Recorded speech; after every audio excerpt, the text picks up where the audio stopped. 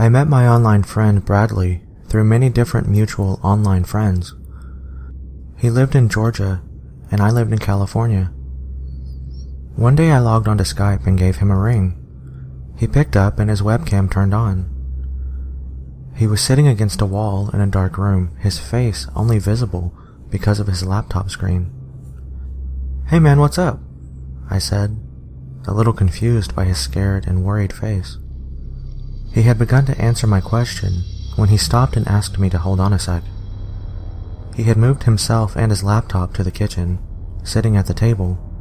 Where he sat, there was a large open space behind him. Once seated, he began to finish answering my question. He stated that I might think he was crazy, but for the past few hours, he had been hearing knocks and taps and stuff. And when he would go to investigate, he swore that he'd see a shadow moving. He began to say, "Just talk to me for a sec," when he immediately cut himself off. He stared into the area behind his laptop, where I couldn't see.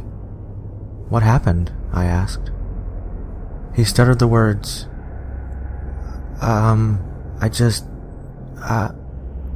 think I heard another knock from the living room." He continued, saying that he was seriously freaking out right then, that his parents wouldn't be home for another hour and a half or so, and could I please stay on Skype with him until then. I assured him that it wasn't a problem and that I would stay online with him. Normally I would tell him he's crazy and overreacting, but I could hear the fear in his voice. "Hey, why don't you turn on the lights?" I asked him. "That might make you feel better, or turn on the radio. Loud noise seems to help make fear go away for some reason." He explained to me that the power was out, and not just at his house either, but all the way down his street, and had been for 45 minutes. I asked him what about his laptop. He said that the battery was at 87% or so, and that it should be enough to last him until his parents got home. "Did you tell your parents about the power?" I asked him. He responded that he had, and they told him to make sure the doors and windows were locked, and that they would be home in a few hours. They had traveled to his dad's mother's house because she was ill. As he was saying that, something behind him caught my eye. In the corner of his kitchen, there was a tall, black figure, barely visible in the darkness. "Bradley," I said somewhat urgently, but then paused to calm myself down as to not alert the person behind him. I then proceeded to try my best to talk to him in code to let him know that someone was there, hoping the invader wouldn't catch on. "Brad, do you remember a couple of days ago at school when you were looking for that thing and I walked up behind you and put it in your hand?" I was hoping this statement would send off alarm bells in his head, since we had obviously never attended school together. What are you talking about?" he responded. I continued, "Remember, at school, you were looking for that thing, and I walked up right behind you and put it in your hand when you were standing at your locker. I walked up right behind you." His face turned a shade of white I had never seen on him, and I could tell at that moment he understood what I was saying. "Oh, you mean that school newspaper article?" he said in a shaking voice, trying to play along. "I don't know, maybe I'm just remembering it wrong," I said. I started to speak again to try to get him to put more distance between him and the person, but before I could get out 2 words, the figure behind him ran towards him and put its hand over his mouth. It put him in a headlock and dragged him into what appeared to be a closet. I watched as Brad fought with all of his strength. The door closed and then opened immediately. The person shut the screen on the laptop and the call ended. I sat paralyzed at what I had just saw for what seemed like minutes, but was actually only a few seconds. I snapped out of it and called Brad's phone, but it went straight to voicemail. I of course called the police next, but they couldn't find him. I hadn't been recording the Skype call either, so they couldn't use it as evidence or for clues. I did manage to speak to his parents about a week later though, after calling his phone non-stop. No one has heard from or seen Brad in 3 weeks.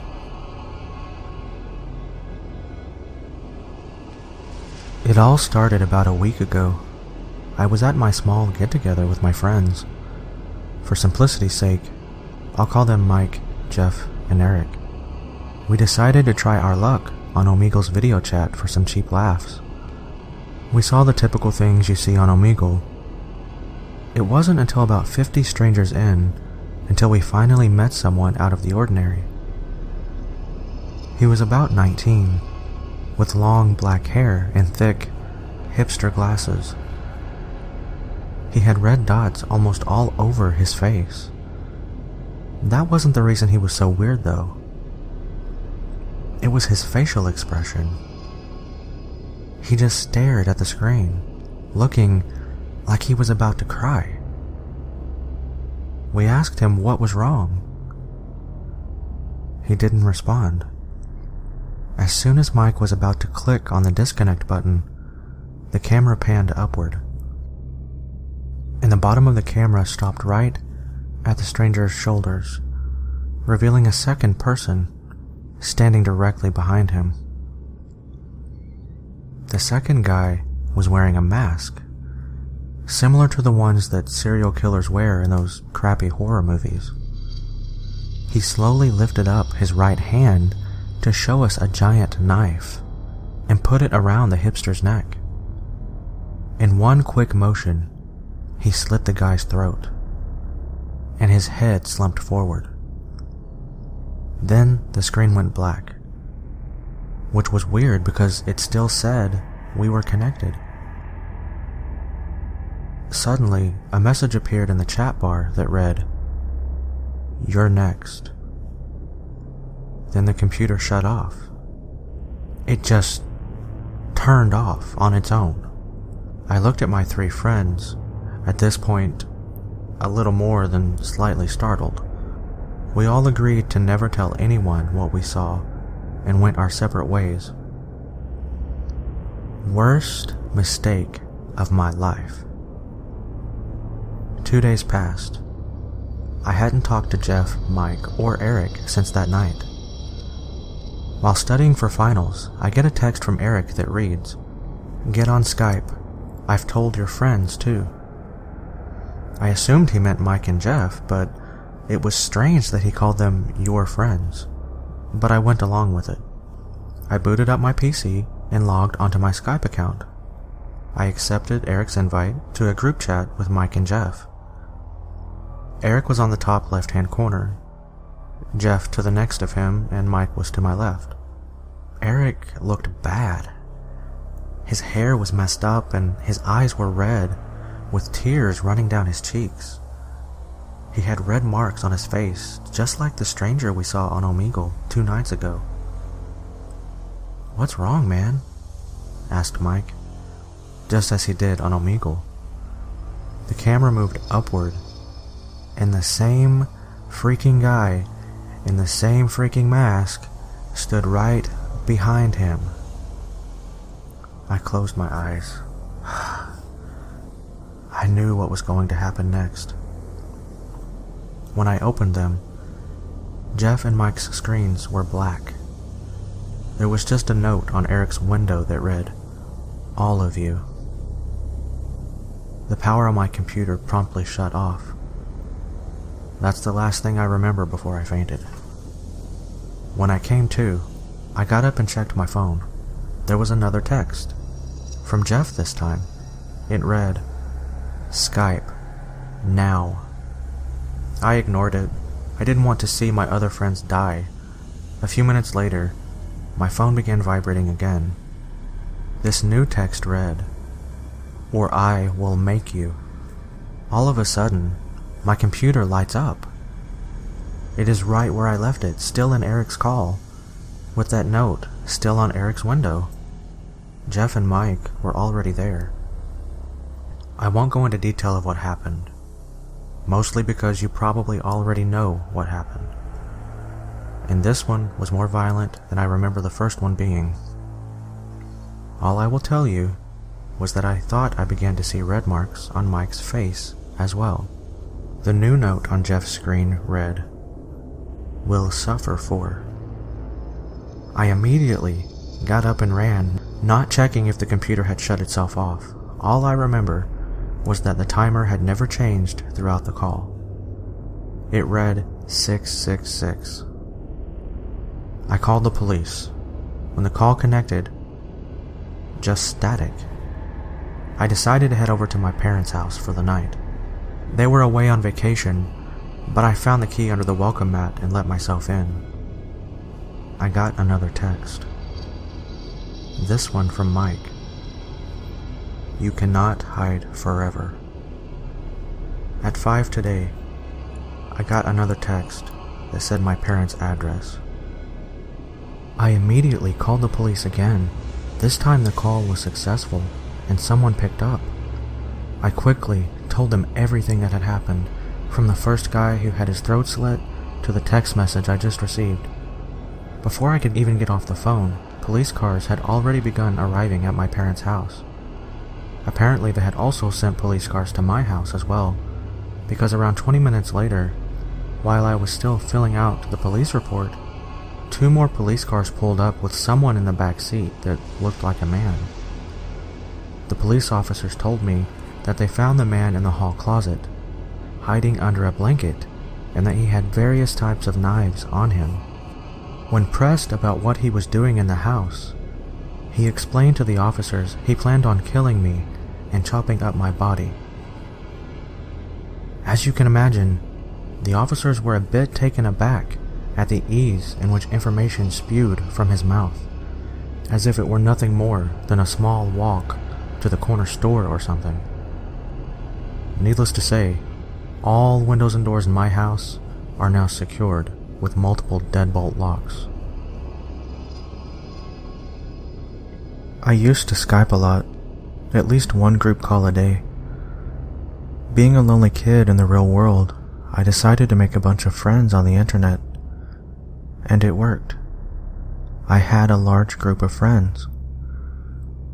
Group calls consisting of 12 or so people, just talking about random crap for a few hours. I mean, don't get me wrong, time zones were a bitch, but I worked around it. Anyway, sometimes we wouldn't have group calls, and occasionally I'd just have one-on-one calls with people. A lot of the time it was with this guy who lived about an hour away called Nathan. Me and Nathan would sit in Skype for hours, having random conversations or playing video games. We would just have normal calls and the occasional video call, but that wouldn't happen very often since I use Skype on a mobile. If more than one person is on a Skype call on mobile, all the cameras stop working. That on its own can be a pain in the butt. So me and Nathan were in a video call, talking about how the new Call of Duty Advanced Warfare was just a recycled version of Black Ops 2. No, Nathan, you're forgetting the new slogan. Power is everything, I said sarcastically as Nathan burst into laughter. And I thought the future is black was cheesy. Jesus Christ, Nathan replied, still laughing as he covered his mouth. Aw, come on, it ain't that cheesy, I said back, trying my hardest not to laugh. Sure it isn't, he said jokingly.